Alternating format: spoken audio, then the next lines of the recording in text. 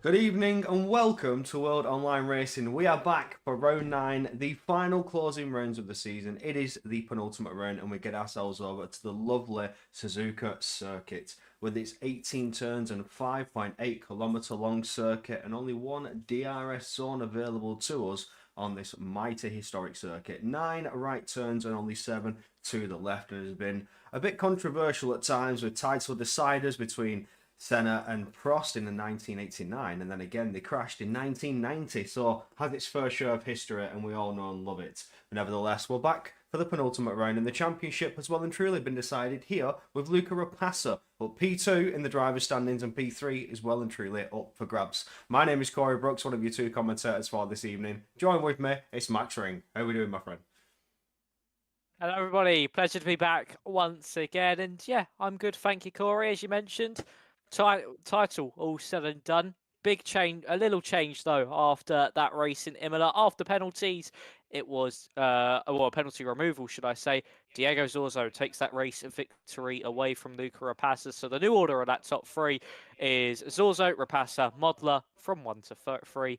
And yeah, Rapassa have taken the title. It's gloves off, and I think we might potentially be seeing a last to first from the Red Bull man. Well, we can hope for, like we said, Rapassa, nothing to lose anymore. He has taken at the championship, as you can now see the standings displayed on your screen after Imola. Rapassa, 147 points. A very big, comfortable lead, but also big enough that nobody can catch him. It's Ryan Modler who needs to try and defend against Zorzo, Cameron Dowds, Gabor Santos, maybe even Lucas Beesner in the standings, being only 48 points. It is still mathematically able and possible for Beesner to get up there and potentially grab that P2, but he's going to need one hell of a final 2 rounds to make that possible. Tom Roberts just falling out of there with 43 points and Tomas Kenny on 36. And the final 2 positions to Joe Marquardt and Joe Hannon finishing off your top 10 in the standings. But what I can say is qualifying is well and truly underway. No waiting around tonight. Nice and shabby, straight in there and as we go. So we will get down to the track and you can see the drivers are already out there giving it the go.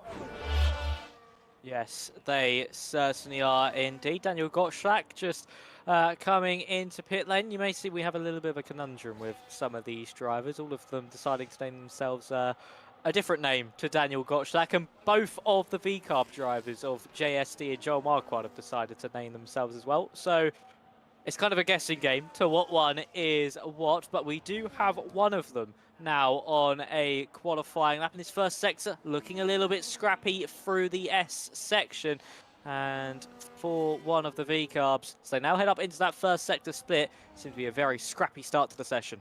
Yeah, absolutely. As we approach Degnall, which can certainly throw you into that gravel trap if you're not careful on the entry. And at number 2, we go for Daniel Potschlag, number 4. There's 4 of them in this session, so we're going to go off numbers as 1, 2, 3, and 4. And I think it's just easy if we call them out by their numbers. So number 4, here we go, out of 200R and flat to the floor towards Spoon Curve. Another set of corners that if you just enter a bit too quickly, can catch that understeer and slide outside of the track limits and invalidate the lap, which you may need most. Bankers can also prove crucial as it can get difficult to set more times on the table. Collisions are on. We don't expect a lobby restart, so the dirty air, if they do approach some traffic, is certainly a factor these drivers must take into consideration. And that understeer, that dirty air, is dangerous and treacherous. We've seen it in races past, but for number 4, here we go, towards the checkered flag. It's a 26.2 to take us away. That's not too bad to start things off with. And then Ryan Modler goes even quicker, 26.1 from the German. Of course, currently scrapping away for that second place in the standings. Hitala, the first driver now into those 1 minute 25s. Of course, the times will be tumbling as the track ramps up. Gabor Santos now to the top of the times. We have Booker T now making his way through the Casio Triangle, but he has invalidated as now preparing his next stab at the cherry. I think that's Wojtek Steg starting that. No, it's not. He's coming up to the line now. I think there's an Alpine just in front potentially of Dennis Langrock. Is Dennis Langrock and goes for fastest, but it's Atada's time that tops the session so far, but only just in front of the Aston Martin of Santos.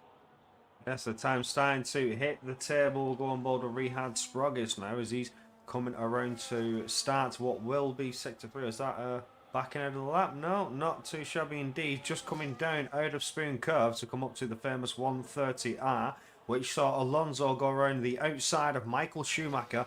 And of course, the coldest line to ever come out of Formula One. I knew he would break. He had a wife and kids at home as Diego Zorzo goes fastest with a 25.8, but we're still on board with Richard Sprogis as he comes out of the Casio Triangle, hits the checkered flag, and it's not a good lap. It's a 26.5, so he's not happy with that one. We'll have to come in and try and improve on that. There's still plenty of time to go, Max. A lot of time for these drivers to actually get some laps to the table. We see some drivers waited out a little bit longer, like Sir Pepe Marti in the Williams. Always makes me laugh saying that. Yeah, Pepe Marti, of course, still on a lap time. Same with Daniel Gottschalk too. Of course, this one we know is Lucas Baesner in that kick Sauber. Now heading up to the line. Where can he go? Of course, in that squabble for second place. Currently 6th in the standings and goes 7th fastest. So nothing too bad there from Daniel. Wojtek Steg is now coming up to the line. The lone Haas driver in his qualifying session, of course, Joe Murphy, I think serving a qualifying ban as there's Wojtek Steg now up into 7th place, displacing both Lucas Baesner and Dennis Langrock. But all eyes are now onto Lucas Baesner, your champion, of course, of the season. What can he do on this banker lap? Oof, well, there goes Pepe Marti to go up into 8th position. We'll see your champion, Luca Rapassa, who goes second fastest. So not a last to first for the champion. He's going to certainly try and qualify for that top spot. Yeah, nicely done there from Luca Rapassa. A bit disappointing to not see where he could end up if he started at the back. But of course, he'll want to keep as much of that podium streak he had alive. Of course, it came to an end at Silverstone. Has got a podium at 7 of the 8 rounds of the season, and only one of those podiums being a 3rd place finish, and not finishing outside the top 5 once. So of course we'd love to keep the point scoring streak up as well, alongside Ryan Modler. They're the only 2 drivers this season who've scored a point at every single round, and they'll be looking to carry that on into the final 2 as well. But we do have one driver heading out onto the circuit to start their 2nd run, and that's Tony Hitala, currently sitting for fastest. So let's see what he can do, and can he break Diego Zorzo's lap time down? Can only hope to wait and find out if Atala's got what it takes to take a pole position here in Suzuka. Now, of course, that Sector 1 is treacherous. The curbs are something you want to try and avoid. You don't want to take too much of them because it can certainly unsettle the car and then end up spinning you round in an unfortunate way. Now, I know in previous games past, Suzuka's been a very dangerous track to drive, but here in the F125 game, hopefully there's an improvement. It's been newly rescanned, and maybe you kind of start to attack these curbs a lot more. I'm not too sure. I've not driven Suzuka as much as I'd like to in this game, but for these drivers, they're certainly finding the time in qualifying. And for Tony Atala, he's about to come out of the Casio Triangle and start his lap to find what could be an improvement. Yeah, let's see what he can do now. So as he exits out of the Casio Triangle, down that main straight now, Tony Atala, the only driver out on the circuit, so gets it all to himself. A private lap, more like a time trial lap at this stage of qualifying. He now heads up into the Suzuka S's. Keep it flat through the first part. The other car always wanting to step out on you as the downforce levels just want to push the car around. And of course, off camber as well, just makes them even harder to get the car through the corner. But it seemed very nicely done through there for now as we head up into the 2 Degners over the first sector, split up by a 1/10 of a second. This will promote him just behind his teammate Luca Rapassa. Nicely done on the exit of Degner 2 as well. Didn't go too far over that curve. Now into turn 10, which I like to call the Kobayashi curve. Very early turning, of course, multiple lines you can take through there, each differing with how fast they are as you then keep it to the right-hand side before heading up into Spoon Curve. Just as you hit that AstroTurf down to 6th gear, back on the throttle, then down to 4th, and then really wring the neck of the car on the exit again. Off camber, so it wants to undulate round on you, but nicely done from Tony Atala so far. Through that middle sector split, is he still up? And yes, he is still up. He's carrying on that trend of improvement, now up by an extra 0.5 in that middle sector. Will just promote him in front of his teammate, but through the Casio Triangle, we'll need to find a little bit more if he wants to beat Diego Zorzo as he comes up to the line a little bit wide through the Casio Triangle. Is it going to be enough? Yes, it is. A 25.793, only just but it is good enough to beat Zorzo as everybody else now emerges out onto the circuit for their second run to the session. It's absolutely cars starting to flood that track. That makes me think, is weather certainly going to play a factor because the clouds are starting to pull over? Maybe there's a bit of threat of rain here in qualifying. You'll never know. You have to wait and find out what is to come. As we get to just over 8 minutes to go, as the clock starts to tick down. But for Hatala, currently holds pole position with plenty of times for Zorzo to try and strike back as he's on his outlap. Just coming to finish off Sector 2 now, weaving down that straight towards 130R to generate that tyre temperature that will be needed, and it will be crucial, especially for the likes of Sector 1 in those Suzuka S's. I noticed for Hatala, he tried to stay clear of the apexes coming into those S sections, and for Zorzo, will he try to maintain the same line? Is it better to stay away from apexes, or does your setup allow you to at least attack those curves and maintain that momentum? But for Zorzo, he's hit the checkered flag. The clock is starting to tick, and he comes around into the first curve now. Yes, he certainly does indeed, of course. You want to stay away from those curbs in the first sector. Of course, there's some you can attack, especially the first two. But once you get past there, you don't really want to start clipping them. They rotate the car a little bit too much, and it sends the rear around like a pendulum.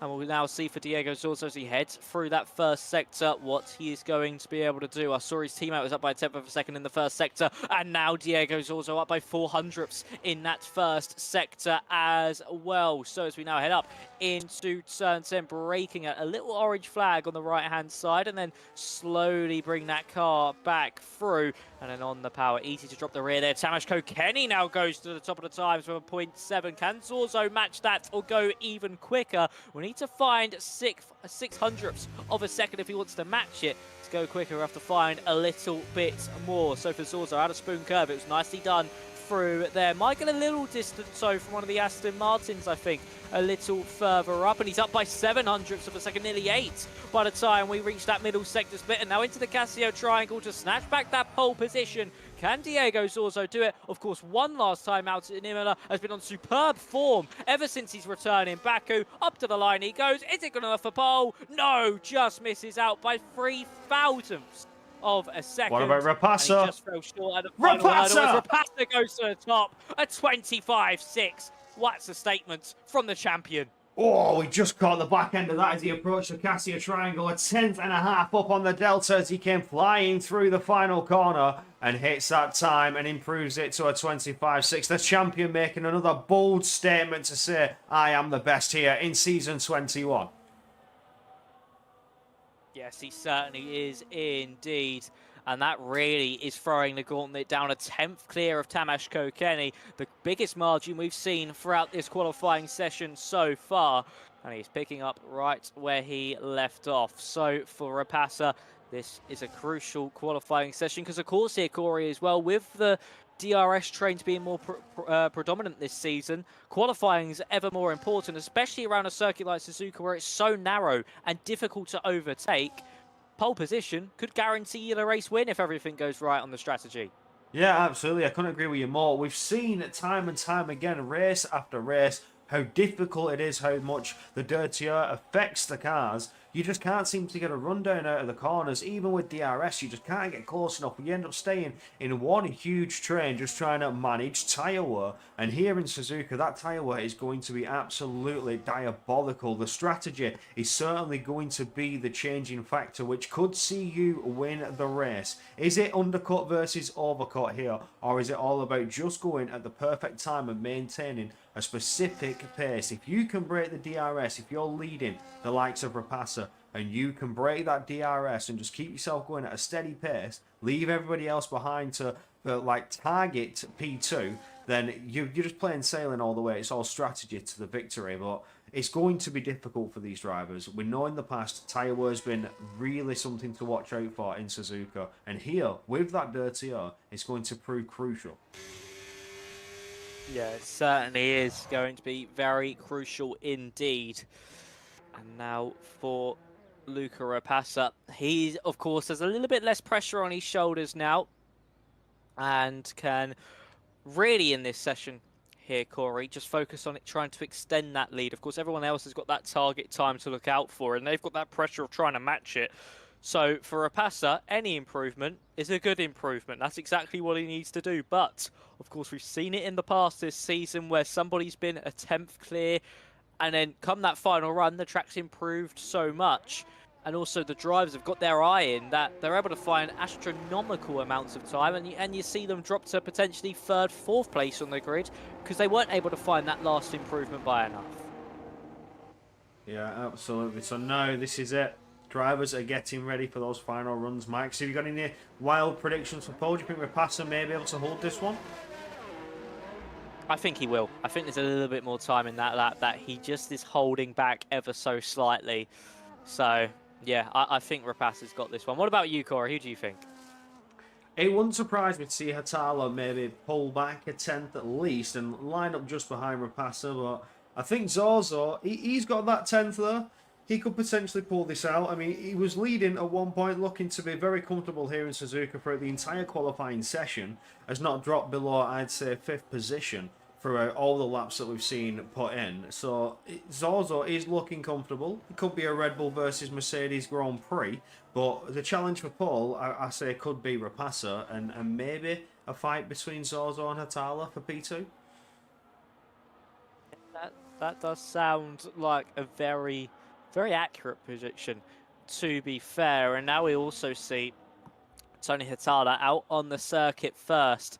He might come up though with a little bit of traffic come the end of this lap. So I think I see one of the Mercedes just slowly trundling their way down to pit lane, and a Kick Sauber as well. So he could come under a little bit of threat of some traffic at the early stages of this lap. But as he gets underway, currently sitting in 5th fastest, need to find a 10th and a half if he wants to snatch this pole position away. Can he do it? On board with Hatala now as he finds it around that turn 1, just easing off the throttle and gentle braking as we come around turn 2. And now here come the corners. This is where things get treacherous. So you can attack the curbs on the first 2 parts of the S, but then you want to stay well and truly clear because it will over-rotate the car, as Max mentions, the pendulum effect, which swings the back end round on you. But for Hatala, dealt with it all nicely into sector 1. He's going to hit that split time to see if there's any improvement on his lap. Just under half a tenth of a second improvement there thus far. Can he find another half a tenth of a second and maybe even another half a tenth there, which could see him challenging for potential P2? If not, any more time could see him take pole position. But around the hairpin we'll go, and now at a 200 out towards Spoon Corner, Tony Hatala sending that Red Bull to its absolute limits. Yeah, he certainly is indeed. Hatala now through Spoon Curve. That was lovely through the first part. The car seemed so hooked up through those corners for the Red Bull. We might just lose all the time down those straights. So as we now head up into that middle sector split, is he up or is he down? He's down by 0.06 of a second. So for Tony Hatala, he'll need a miracle in this final part of the lap if he wants to snatch that pole position away from his teammates. Gone deep as well into the Casio triangle, the rear of the car, just stepping out under braking. And now as he heads up to the line, what is this going to be? And it's not good enough for an improvement. Stays 5th fastest. I think one of the V-Carbs are now coming up to the line. Yes, it's Daniel Gottschalk 4 heading up to the line now. Currently 15th fastest up to the line he goes. He goes into 9th place. His teammate then to the line goes 14th. And the cars are going to be coming to the line quickly. And Luca Rapasa in that middle sector up by another 10th of a second. Wow, you was absolutely right about that one then, Max. Rapasa certainly has more time in the bank to bring out of his qualifying lap if Zozo, Kenny or anybody was trying to respond to his 25.6. And we see Santos not only improved to a 25.7. There goes Rapasa for a 25.5. And here comes Zozo to the line, is it? No, it's not. It would have been the Cameron Dowds there, but for Zozo, where is he? He's coming around Spoon Curve now, and he's down on the Delta time. Kenny does improve to a 25.7. But Zozo now, it's not looking good. He cannot challenge for pole, but maybe, just maybe, he's not. He's down out of Sector 2, completely down. It's done for Zozo, but what about Tom Roberts? It's certainly going to be the question. Didn't see that middle sector split there for the Alpine, but he's still pushing hard, and he's going to head through the Casio triangle now. He's going to be looking to try at least get on that front row. A little scrappy on the exit as well, up to the line. Can he snatch it away from Rapasa? No, doesn't improve on his lap time either, and stays in that 5th place. And Luca Rapasa, your champion last time out. He got crowned it in Imola, and he picks up right where he left off, a 2/10 advantage over Tamas Kokeni. A true gauntlet, a true statement thrown down. And even though I may be crowned champion, I'm not taking my foot off the gas. And Luca Rapasa dominates qualifying here in Suzuka. Once again, Rapasa showing that he's a force to be reckoned with and looks to set himself up nicely for another victory in Suzuka. We estimate that strategy may be the way to go here. The DRS, the dirtier, the slipstream is going to be difficult to overtake. You've seen it all season long. Rapasa sets himself up for another beautiful start. John Murphy did not qualify for some reason. I think serving a qualifying ban there. But there is your order. And for Gabo Santos, who did improve up there, just fell short of Zorzo. Zorzo fell short of what could have been pole position. Looked very comfortable all the way through qualifying.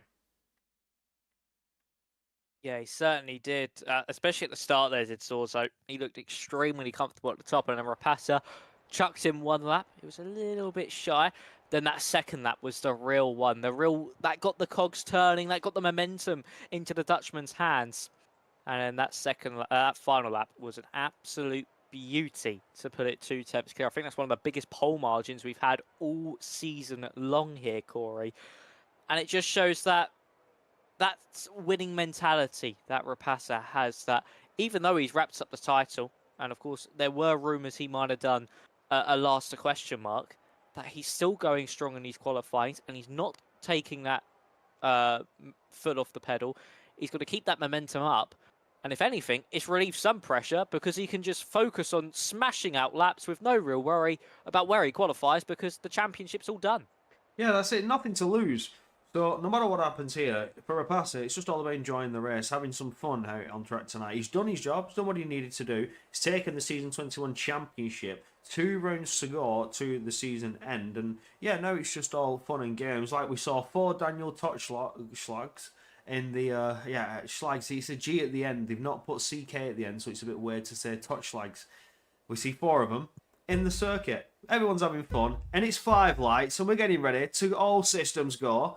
The lights are lit, the grid is ready, and it is go, go, go for Suzuka. A beautiful getaway from your pole sitter. Immediately, Kokeni trying to go on the attack, almost squeezed onto the grass into turn 1, which has allowed Zorzo to potentially make himself known in the mirrors, but has opened the door for Tom Roberts to have a beautiful little charge on Diego Zorzo there to the inside and slips up into P3, into the Suzuka S. His beautiful move there, capitalising on the race start, is Tom Roberts, and moving up massive margins on the race start. Up 2 positions already. Further back, Ryan Modler and Wojciech Steg scrapping it out. Ryan Modler trying to defend this P2, needs to make some more positions and gain some more points back if he wants to take this P2 by the end, and they're off the track. I think we saw Cameron Dowles just running a little bit wide as it's side by side all the way through the Degners, and now everybody falls back in line and gets themselves collected. There we see a Williams, that's Rihad Sprogis making it side by side on Booker T. Booker T goes defensive. Can he defend it? No. Rihad Sprogis is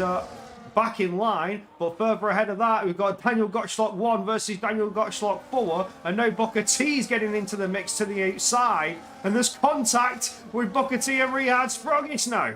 Oh wow, it's all going off here in Suzuka. It certainly is all going off. A lovely start there from Luca Rapasa. Probably the best scenario he could have got at the start, but Tamas Kokeni is now going to fight it. To the inside line goes the Aston Martin, but he's gone deep into the Casio triangle. This could give the Rapasa now the run out of the corner, but of course on that hard compounded tires, it's going to be difficult to fire them up at the start, and they might actually invite Tom Roberts into the fray, and it has invited the Alpine to now move himself up into second place. Sprogis comes into pit lane and retires, unfortunately, due to some front wing damage. But the real tyre difference in strategy is now going to be coming out to play. Roberts, Kokeni, Hitala, Marty, Modler, Steg, Daniel Gottschalk 1 and 4, Booker T all on the mediums, everybody else on the hards, and now the top 2 need to use those yellow walled mediums to their advantage here, Corey, or they could see themselves later on in the stint be swallowed up by both Rapasa and Zorzo. Yeah, absolutely. They really need to work together. Use those mediums before Rapasa gets those hards fired up and ready to rock and roll and goes all-out attack against those medium runners. Don't forget that towards the end stint, Rapasa will have the upper hand for the first 5 to 8 laps being on mediums when he initiates that second stint. But will he be worse off towards the final closing laps? That is where the strategy comes into a massive play. The gaps are starting to close up everywhere through the corners. The dirtier certainly playing a factor on some drivers, but Tony Atala is looking to get a little bit friendly on the rear end of Diego Zorza now. Can he size up a move coming down into the Cassia triangle? Even 130. No. But tried to make himself known in the inside mirror. Goes to the inside now into the Cassia triangle. Goes deep, does Zorzo trying to defend. Now goes for an up and under. Goes Tony Atala looking for the outside line. But Zorzo's just got too much speed and is able to defend that thus far. But do not count this attack over yet. Hatala now going for it. He's almost forced off onto the grass and now looks for an outside line into turn 1. The Red Bull all over the back of that Mercedes, but can't seem to find an open door just there. I just can't seem to find a way through as to Daniel Gottschalk's swap places of number 4 and number 1. But for Tony Atala, he's trying to use those mediums to his advantage, but it's already in defense so far from Diego Zorzo. He's just able to get that upper hand, being able to just put that car in the right places to hold on to that position. So I think Atala, at least through this first and the start of the middle sector, just going to back off slightly, regroup, recharge that battery, and potentially have another attack out of Spoon Curve. We know how strong this Red Bull driver is through that Spoon Curve, Corey, and I think that's where he could find a lot of time, but he's dropped off slightly. It's potentially just saving up for one more attack, potentially on the next lap. What I'm going to say is I think Rapasa was caught out a bit unaware there on lap 2 by the pace of Kenny and Tom Roberts, obviously being on the medium tyres, having the better grip. I don't think Rapasa was expecting them to just attack the way they did. But if you look at that, Rapasa is still well and truly in attack distance, and Zorzo is almost outside of the DRS as we come to the Cassia triangle now. Is he outside? Did he hit the detection point in time? I think he may have done, and we'll still get that rear wing open down towards turn 1. Or does he? I don't think he does. He does. Yes, he does. So the Mercedes does have it as that defensive aid for now, but he is still outside of that 1 second, so he may struggle here. Atala has been given a saving grace, a way to overtake and attack Diego Zorzo and help out Luca Rapasa, his unofficial teammate ahead. He certainly will, as they now head in through Dunlop Curve and up into the 2 Degners. And of course, for Zorzo, they want to keep hold of that DRS because not only is it crucial against his battle with Rapasa, but it also keeps him with that top 2 as well. It keeps him within touching distance of them once their medium tyres start to drop off. And as long as he's able to keep Hurtado behind as well, of course, the Red Bull man's mediums will start to slowly hit that cliff too. So if he's able to stay in front, that's one less car to overtake, and then him and Rapasa could potentially jump 2 in front. You can't count out Gabor Shontos either, down in that 6th place currently. He could potentially make a move on Hitala if those mediums start to get worse over the course of the next couple of laps. Of course, that pendulum will swing around about lap 6 or 7. And as we now head into the Casio triangle once more, is this Atala's opportunity, or is Gabor potentially going to catch him by surprise? We'll keep our eye on this battle to see if anything comes. I did notice that Daniel Gottschalk number 3, Daniel Totschlag number 3, should I say, has missing his front right end plate, which would explain the sudden drop off in pace and fall into the back of the grid. But for now, Tom Roberts, Kenny can see the little battle ahead. Well, what I will say is Zorzo did manage to get back in the DRS, so that's good for them. And Hatala, Gabor Santos, no attacks coming their way thus far. They're sort of settling into that rhythm now. Because if they're on the medium tyres, which we will take another look at for the likes of Hatala and Tomas Kenny, Tom Roberts, they're going to think about managing those a little bit now. We're on lap 5, the drop-off starts to come around 7, 8, so certainly they're going to start to think, right, let's see how I can extend this stint so the hards will last a little bit longer. Yeah, they're going to see if they can extend these for as much as they possibly can and potentially make a charge up the field a little bit later on, as Joe Murphy has made a mistake near the back of the field, potentially gone wide through the Declanus and spun round, and his teammate is actually squabbling away with Cameron Dowds. So there's a little bit of contact between these two as they head through 200R and up into Spoon Curve. Dowds on the inside. Will he back out of things? No, he's going to keep his foot in, and he's done that quite nicely if he's able to pull this one off. Of course, the natural understeer will force Wojtek Steg to nearly run off the road, and as we head up into 130R, Steg, using that battery, gets back in front, and he's able to hold on for now. But if they keep squabbling as they do, they'll lose that DRS to Ryan Modler. So he head on the brakes into the Casio triangle, and it stays as it once was. But I think those mediums are starting to hit that cliff here, Corey, and those hard tyre runners are certainly posing a threat to some of these drivers. It would not surprise me to see these medium tyres hit a cliff a lot faster than you would expect around other circuits. I'm expecting 7, 8, maybe even 9 laps to see a significant drop off on the mediums. But with a track like Suzuka and these S's left, right, that's all you seem to be doing here in Japan. The tyre war is certainly going to be difficult, and you see Tom Roberts there, the back end almost coming round as we were getting out of the Dunlop curve, just crucially trying to get on the power and keep the car going in a straight line. Almost saw him Tokyo drifting in aspects in Japan.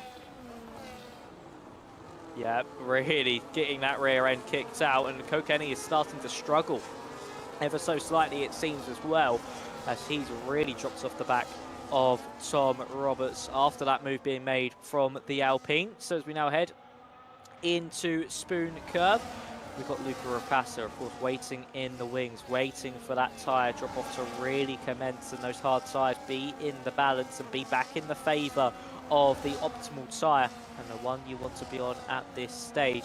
But no one's still getting close enough for any overtaking opportunities into the Casio triangle. I say that, that's actually Gabor Jonsos all over the back of Tony Hitala. Is he going to go for that move to the inside line? Yes, he is. He's just not able to pull it off for now, but if he can get the run out of the corner, which he does, it'll be DRS open down this main straight, and Gabor looking to maybe switch things to the outside line against the Red Bull. Is he going to focus to keep it on the inside? But no, that Red Bull just too quick down the straight, and Gabor has to look at the back of that Oracle sponsor a little bit longer, but this squabble is still raging on. Gabor is looking at trying to make any way through as Hitala's mediums potentially starting to overheat.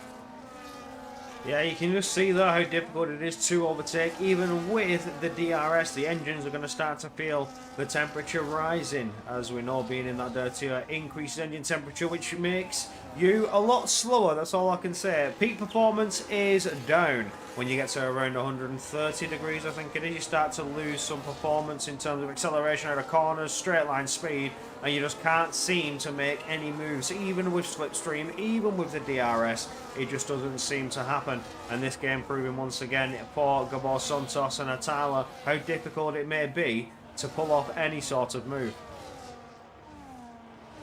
Yeah, it's just so difficult, especially when you're in a DRS train, because of course you're all at that same, you've all got that same advantage of having that drag reduction system open, and then of course with that you're then also all traveling at the exact same speed, so you have to really set up an exit well. And actually Gabor's on a really poor run of the Spoon Curve, and look at that in the background, that's Florian Van Selter to the inside of Pepe Marti, who's on the inside of Gabor Santos, moving 3 wide into the Casio triangle, and Florian is all over the back of Marti as we now open up that DRS down that main straight. And once again, just look at that DRS just helping the Williams stay in front for now. But that was nearly a move being made from the Kick Sauber. I reckon if Pepe wasn't going for that move Cameron on to Dowds the back of Gabor Santos, we would have seen it. And Cameron Dowds once again squabbling with Wojtek Steg. Oh, that was a bit tit for tat, I've got to say. He went for it on the inside of turn 2. And coming up into the S's, a little bit of contact with the Haas unsettling Wojtek Steg. Cameron Dowds goes through, and an 8/10 loss there for Wojtek Steg has now put him under threat from Daniel Touchslap number 4 as we get through into Degner 2. So, yeah, a little bit of a tit for tat, contact, wheel banging, argy-bargy for Cameron Dowds and Wojtek Steg. And the tyres, as you can see, a bit of a mix in the order. 7 laps completed. Tom Robertson, Cole Kenny, Tony Atala, Pepe Marti, Ryan Modler, Wojtek Steg, Touchlack 4-1, Booker T are all on the medium tyres. Everybody else opting for the hard and alternate strategy. Yeah, that alternate strategy seeming like it could be a little bit of a gamble, but one that could potentially pay off as we now see Luca Rapace get really close to the back of Tamas Kokeni. He's all over the back of Tom Roberts as we now head through that Casio triangle, and Fansel to go for that move once again on Pepe Marti. Some contact made between the pair. Fansel to all over the curve. There's contact. Pepe Marti sent it to a spin. He drops down a few places, and that's opened the door for Dennis Langrock to come through. Satana comes into pit lane, but Langrock now gets that position, and he moves himself up into 6th place. So for Van Selter, trying to attack aggressively to get that 6th place away from Pepe Marti, sees himself grab it, and then Dennis Langrock says, thank you very much, I'll use the momentum and push myself up into that top 6. As they now drop off Gabor Santos, that could be crucial for the rest of this race. Yeah, absolutely. Dennis Langrock not making no mistake there. Sees an opportunity and has to take it. With any open door comes your way, you must take 3 positions. And he's, you know, wiping his hands with that one, saying thank you, nice and easy. I'll move on to the next one. Now has a couple of tenths to gain as we get into the hairpin, but free of that dirty air. I wonder if he's got the tyres to help chip into that 1 second, as he is doing so thus far. Does manage, oh no, that's Florian Fanzel, sorry, does manage to get back within the 1 second there, Dennis Landrock. But Dennis Landrock now needs to try and push a little bit harder, chip away those tenths, and then he can use that DRS of that defensive aid that we've seen from so many drivers down the main straight. Yes, he certainly is going to need to use that. Is Fanselter, of course, Cameron Dowds as well over the back of Pepe Marti. He's been making his way up the field ever so slowly. Just got right past Ryan Modler into turn 10. Now we're going to see anyone from the front of the field come into pit lane. Roberts, no. Kokeni stays out as well. So that's all status quo up at the front. And for Van Stelter, he's not close enough for Langrock as we see Pepe Marti and all the other medium runners behind come into pit lane. And that's Van Selter coming under pressure from his teammates of Daniel Gottschalk 2. That's Lucas Baisner now around the outside of Florian Van Selter. And the kick-salp has come to blows. Lucas Baisner forced off the road. And the golden rule in racing, don't hit your teammate, has just been broken.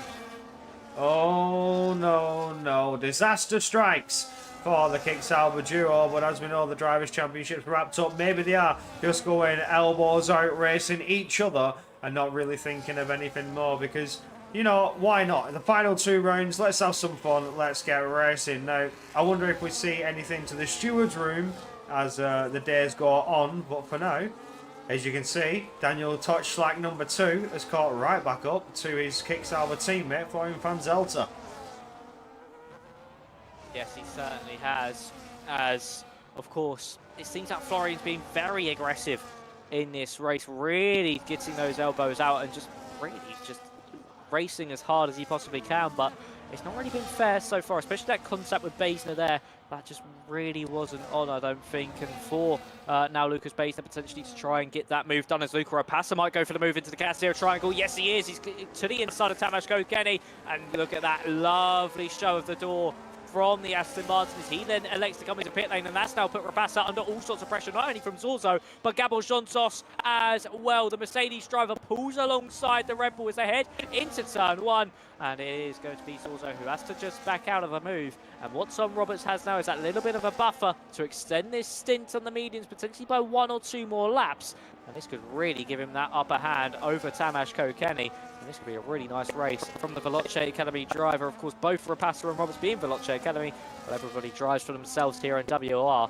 And for Roberts, just look how much time they found in that first sector against him. 0.3 of a second. Yeah, absolutely. The hard tyre, certainly the tyre to be on at this stage in the race. As Tom Roberts is feeling that tyre wear and that burn on those medium rubbers. But for now, it is a complete and utter battle. Undercut versus overcut. We've had Hatala box 2 laps ago, followed by Pepe Marti, Ryan Modler, Wojciech Steg, and Touchslack 4 and 1 just 1 lap ago. Then Kokeni goes in this lap. So now Tom Roberts, Booker T, the last 2 on the medium compound tyre. How far can they extend? And is it going to be beneficial towards the end of the race? Right now, I think they're going to lose a couple of seconds in time. I think the undercut's going to work more to the favour just with the tyre degradation in the S sections in Sector 1. But for Tom Roberts, is he hitting that pit lane? We get out of the Cassia triangle now. Is he going down? No, he's going 1 lap longer.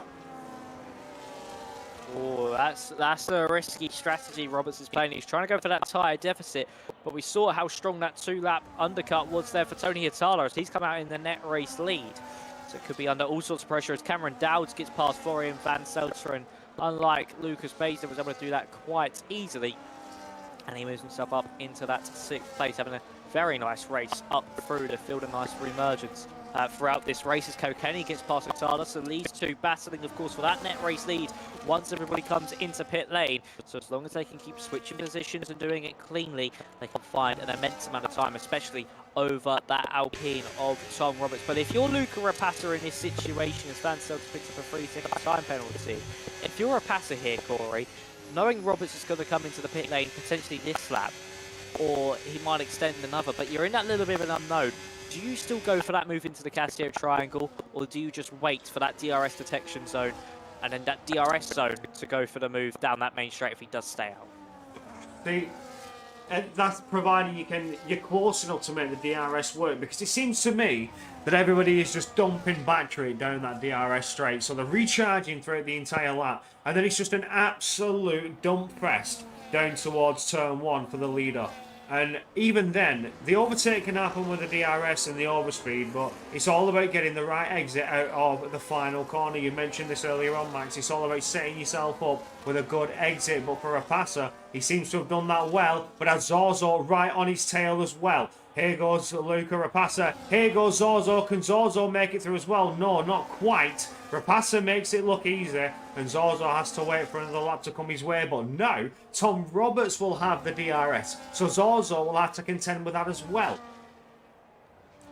He certainly will, and that's it. If Luca Rapasa doesn't now gap him, well, of course, being out of that dirty air, he could potentially just start to break away and gallop off into the distance, and that's exactly what he's doing so far. That gap now 0.6 of a second at the end of the first sector. He's a 10th up on his best lap time overall, so it really does show how much that dirty air affects these cars. And he's on 12-lap-old hards, and he's actually beating his personal best lap of the race. And he's just able to have so much more grip into the corners. The car just hooks up nicely. We could actually see Roberts fall out of this DRS range at nearly 9/10 of a second between the Alpine and the Red Bull, heading into Spoon Curve.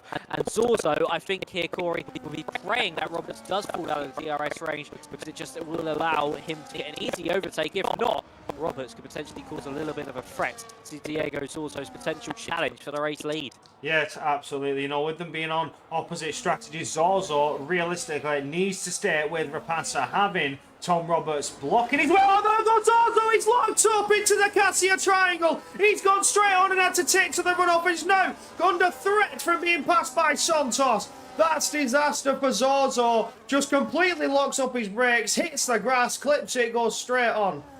Oh no, lag audio. I'm not Nathan, but I apologise on that. I don't know why. It keeps doing it for some reason. My mic is cutting out sometimes, and I don't know why. But that was disaster for Zorzo. Oh, that is a disastrous moment for Diego Zorzo. And now, as he's been overtaken by Gabor Santos, but look, the gap is opened up to Luca Rapasa here, Corey. That is the worst scenario possible. We said about Roberts potentially. Now, of course, being that man in the middle, potentially giving Luca Rapasa that gap. He didn't even need Roberts to do that. Zorzo did it all by himself. And now Luca will surely use this to his advantage and see that the gap he has to the cars behind him and just push on into the distance. Gabor Santos now in that second place, 2.3 seconds behind. He's sitting duck down the straight. Surely here goes also as they try to swap their way back up through the field, back up to that DRS range of the Red Bull. Somebody's saying the audio saying if something needs adjusting, please call it out on chat. I will always adjust audio accordingly. It's for comfort levels. If you need an adjustment on audio, then call it out, and I will adjust audio. That's always an option for you guys. Always call it out in chat. I will adjust the audio.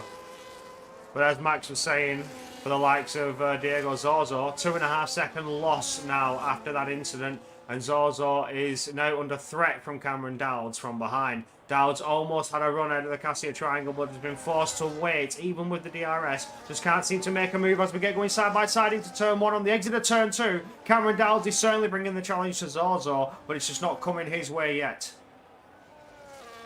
It's not going Zorzo's way. I think the issue might be with my microphone for some reason, so I'll quickly reset it in a moment.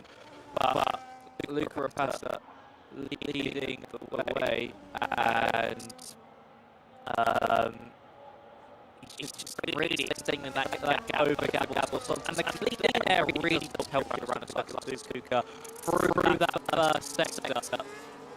Because through those sectors you rely so much on the downforce, and that does take away that you really do hemorrhage a lot of time. So for the likes of Zorzo sitting behind Xontos, he made another mistake out the Casio triangle last time as well.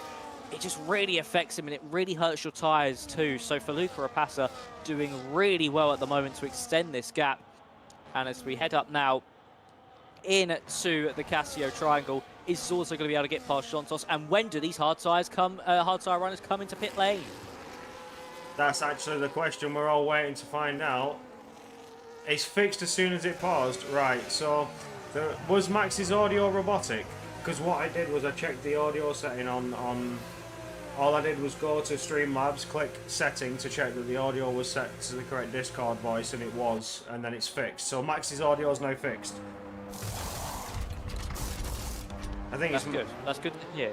Yeah, I think it was my mic, and I think it's good that it's now sorted. I don't know how it fixed itself, but all I did was click. I just checked the settings. I just checked that the input, audio input was set to Discord, that it was reading Discord. That's all I checked. But we are working. We are working, and we have seen some pit stops onto mediums for the likes of Diego Zorzo. So he's going to look to try and go 12 laps on that. Now running a little bit of a lighter car certainly is going to make it possible. Not running the heavier half tank of fuel that you would see in a 50%.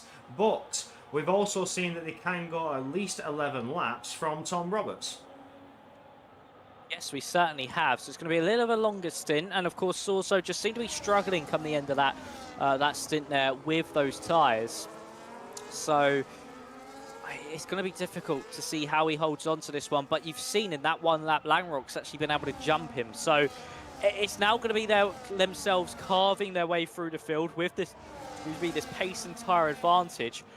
But of course, for the likes of Rapasa and Xontos, they want to leave it a little bit later. They don't really want to react just yet to that Zorzo challenge, and neither of them do at the moment, especially Xontos with where he is in relation to Zorzo. So they're going to try extend that a little bit more, get that tyre age deficit, and then they're going to be flying through this field. But the thing is as well, Corey, we've seen those DRS trains come into effect, and a majority of those hard runners that did come in from those mediums are in a DRS train. Absolutely, but I'm going to tell you something now. We've got Dennis Landrock, who's making a beautiful challenge out of the Casio Triangle, side by side with Daniel Touchlight #1, and he's opened the door for Zorzo to follow him through as we go side by side, coming out of turn 2 now. Zorzo, using that fresh medium compounded tyre, makes it easy around 7-lap old hard tyres for Daniel Touchlight #1.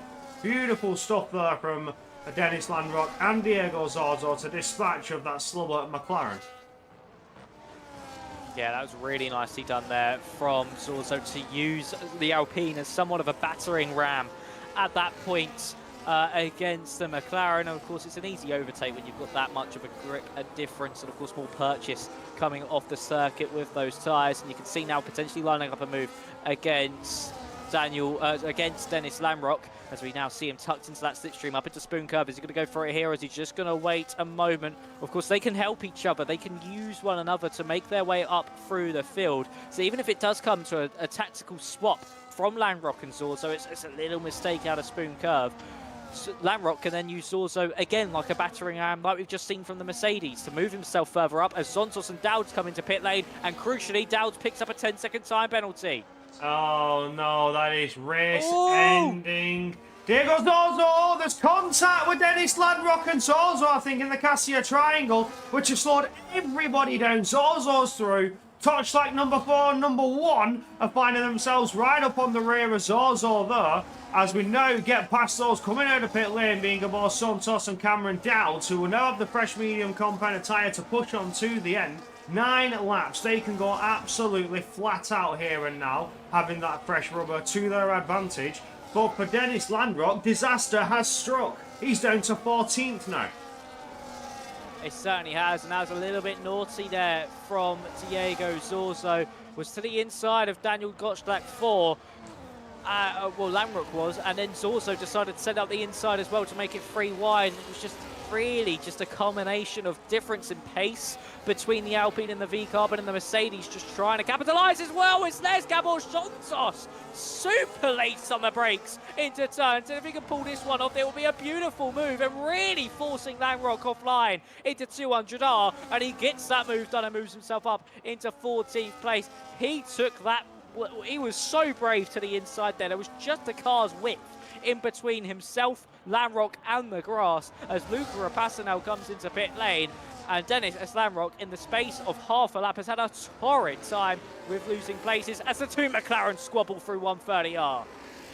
Oh, side by side as we come down to the Cassia Triangle, but further ahead, we may see a move for Tony Atala. He's been sizing something up as we get coming down and out of the final. Come down, the spinning Aston Martin! Who was that? That's Santos who sent off and into the wall. I don't know if that was contact or what, but they actually certainly start to unfold as Dennis Lamrock now goes side by side with Daniel Gottschalk and does make it through. Cameron Dow's now getting into the mix and makes it through on Dennis Lamrock. Action coming now into turn 1 and 2. Sector 1, the action is coming your way. Cameron Dow's making the most of that fresh rubber, slipping on through, and it's now got Valentino Labella in his sights and can try and make an attack on that. But what we did lose out on was Tony Hatala has moved up into P2, and the fight for the win is now between Tomasco Kenny, Tony Hatala and Tom Roberts. Ryan Modler, with an ultimate strategy, has managed to claw his way back up into P4 as he tries to defend the P2 in the championship.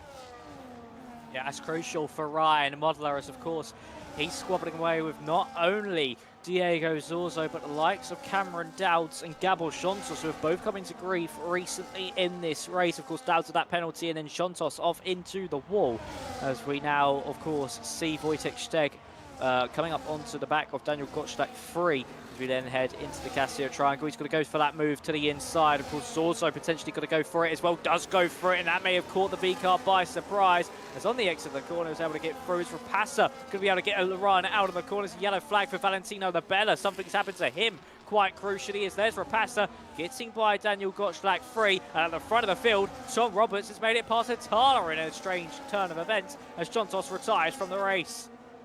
WOR Santos has had enough. I'm not surprised after that disaster coming out of the final corner on the previous lap. With 7 laps to go, drivers are certainly getting the elbows out. The strategies are complete, and this is where things are getting a little bit rough and tumble, a little bit worse for WOR.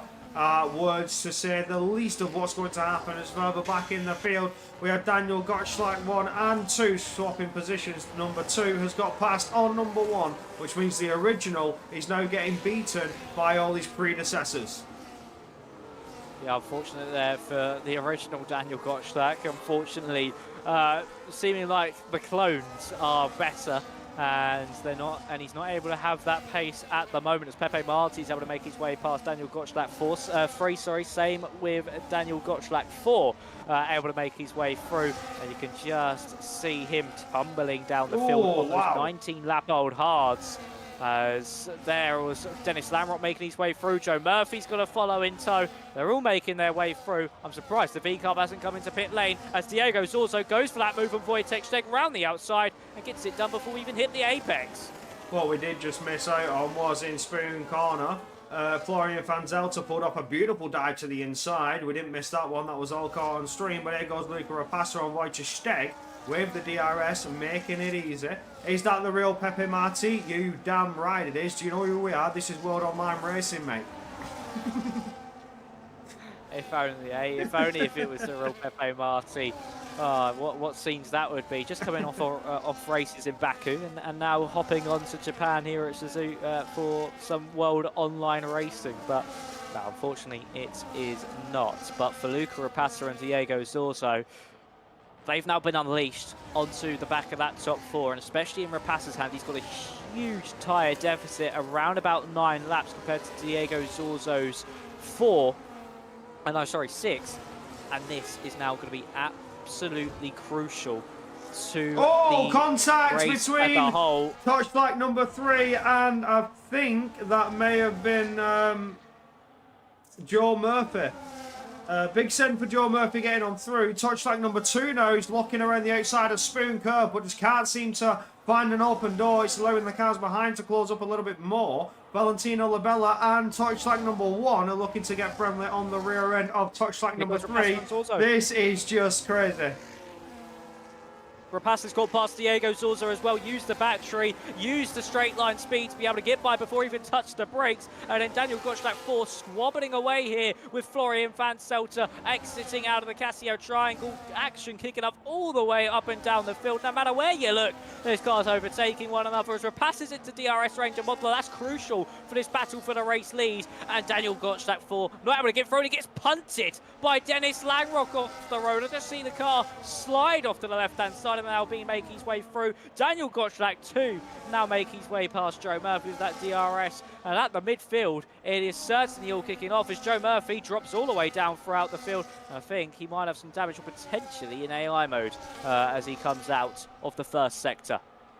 He's running a little bit slow, Is that issues, but further back, we see Modeler and Rapassa coming into the hairpin. Rapassa gets on through, lines himself up just behind his Red Bull counterpart. Now sets sights on it, but here comes Diego Zorzo looking for the outside, coming at 200 and up towards Spoon Curve. Can he find a way through and punch that Mercedes up into P4? Not quite yet. This is disaster for Ryan Modeler. He cannot afford to lose any more places to any other drivers. Needs to score some good points here to secure that P2 in the Drivers' Championship. And Diego Zorzo, one of the contenders, his current rival, lines up just behind him. It is Diego Zorzo versus Modeler. 2 and 3 in the championship standings, but who is going to take P2? Zorzo needs to get past Modeler here and outscore him.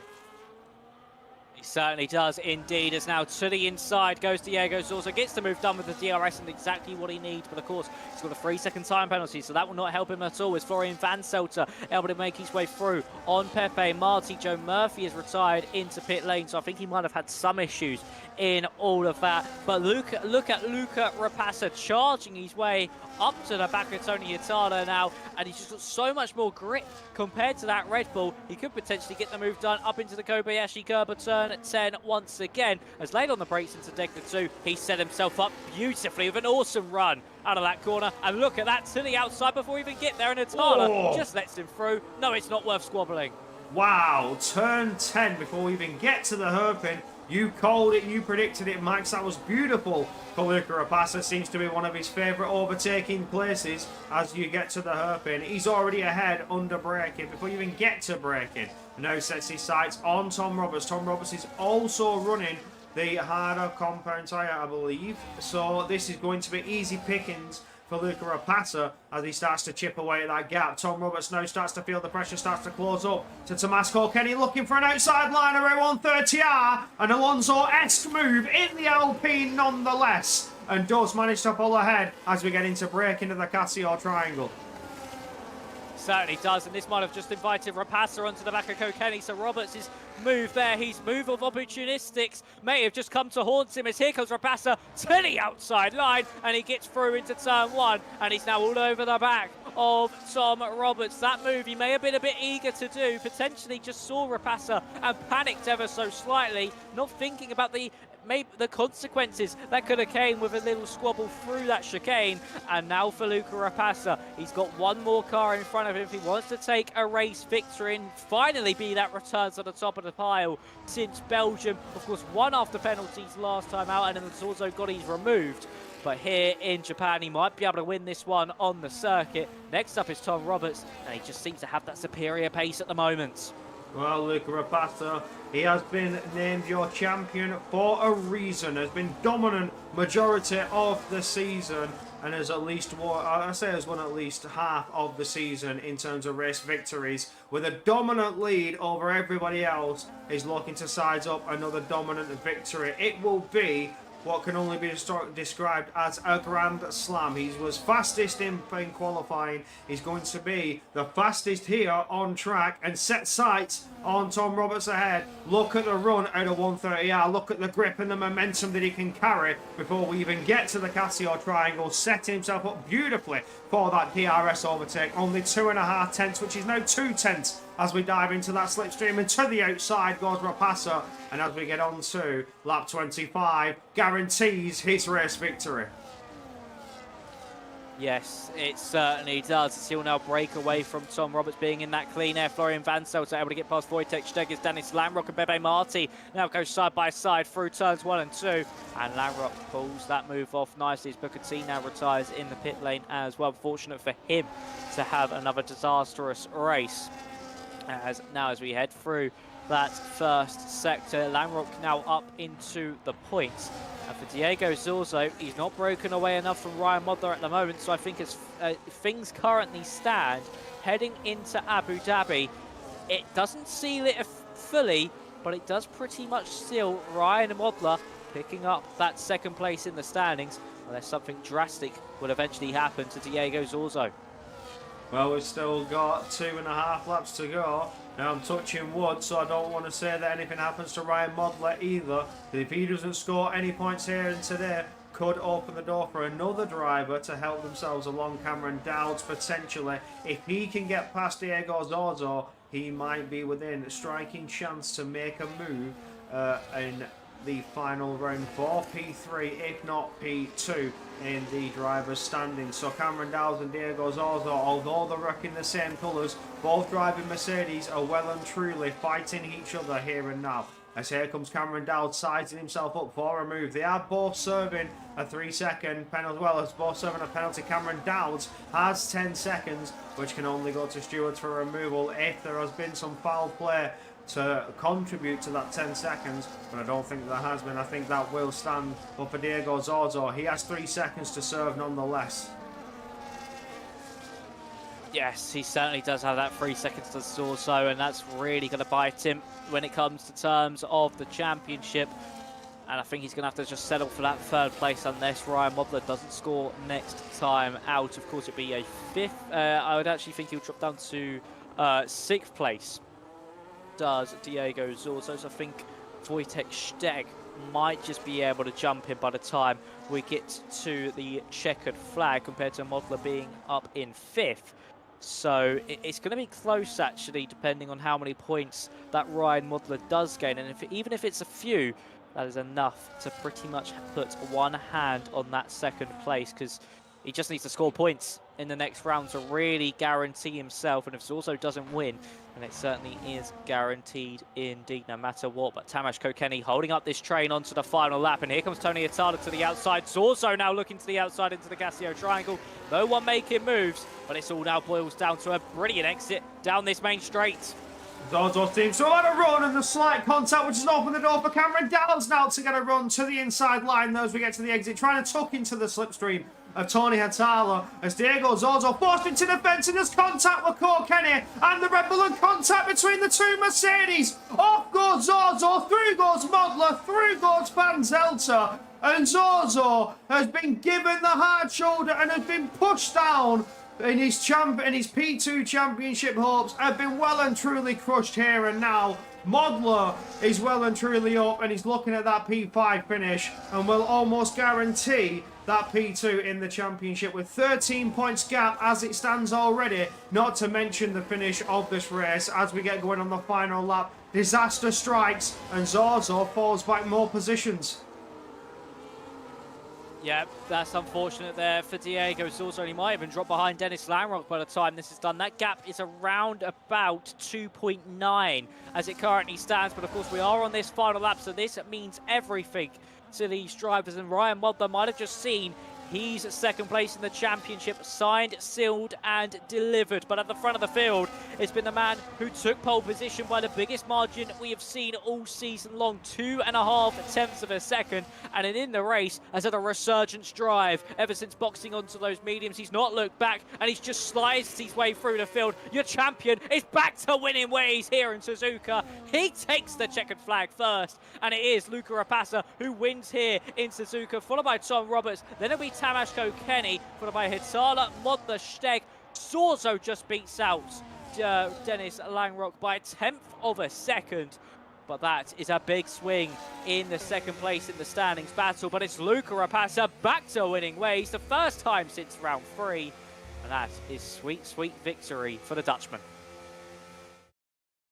So there we have it. Rapassa, your season 21 champion, once again takes a victory and takes a top spot. We'll be happy with that champion and penultimate round victor. Can he make it a final round victory as well as we set our sights on what is to come in Abu Dhabi? Tom Roberts takes that P2. Another podium for Tom Roberts in that Alpine. Tomasko Kenny lining up on that final podium position. Hatala and Ryan Modler lining up 4 and 5th. Bobaita Steg Zorzo, Dennis Lamrock, Daniel got touchlight number 2, and Pepe Marti finishing off your top 10. Just outside of that, we have Florian van Zelter. Oh, let me scroll for it. Florian van Zelter, Valentino Labella, Daniel Touchlight number 4, Cameron Dowles, Touchlight 1 and Touchlight 3, finishing the order. And then outside of the DNS, Booker T, Joe Murphy, Gabor Santos, and Rihad Sprongis, not finishing round number 9. Now, I am going to miss out on the interviews just for this one, but we'll be back for final round interviews in Abu Dhabi, only because I'm very tired and I was struggling to keep my eyes open in that one and like to get myself in bed and get a bit of a rest here. But for now, that was rather dramatic. We had quite a lot of action in that one. I'm quite impressed. So again, final 2 rounds. Now the championship is well and truly wrapped up. Max, a lot of action that came our way. I'm certainly happy with that one. How about you? Yeah, I'm happy with it too. It should be a very, very interesting final race indeed. If it's like that, more action like that, yes, please, more to come, and I would love to see it. I think these past 3 rounds, I would say, have probably been the best we have seen these guys in Tier 2 in terms of action. Really been gloves off stuff and real hard but fair racing. So yeah, I'm looking forward to Abu Dhabi. Of course, plenty of overtaking opportunities, so should be plenty of rooms for battle as well. It's quite a wide circuit at those overtaking opportunities, so it should be a fun one, and we should be able to see potentially Rapassa take another race victory, or somebody else come to the fold. You never know. Well, Abu Dhabi, famously known for its double DRS and, of course, 2 detection points.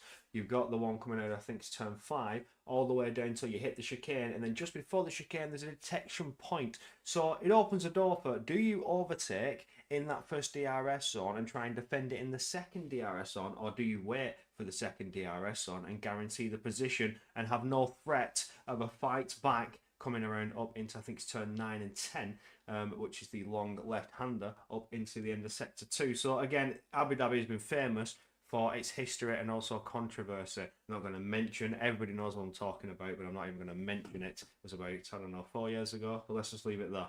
Nevertheless, it ends off season 21, and hopefully with a bang like you've seen here in Suzuka. A lot of overtakes, a lot of action in that second stint when the drivers have got themselves ready and warmed up and ready to push on. So again, we're excited for the final round, and we shall see you in that one. Be sure to join us for that, and we'll be excited to see you there.